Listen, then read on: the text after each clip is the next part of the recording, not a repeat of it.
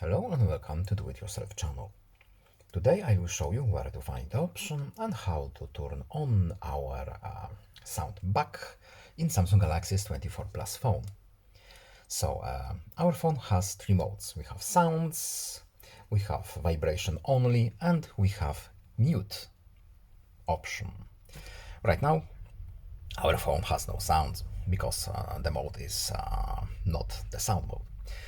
How to switch our modes, how to bring back sounds. So first of all, the easiest way to do it is to simply swipe from the top, and here is our button: sounds, vibration only, mute. But if we don't have access to this button, or the button is not there, then we need to go to settings, then sounds and vibration, and the same three buttons are here: sound, vibration only, mute.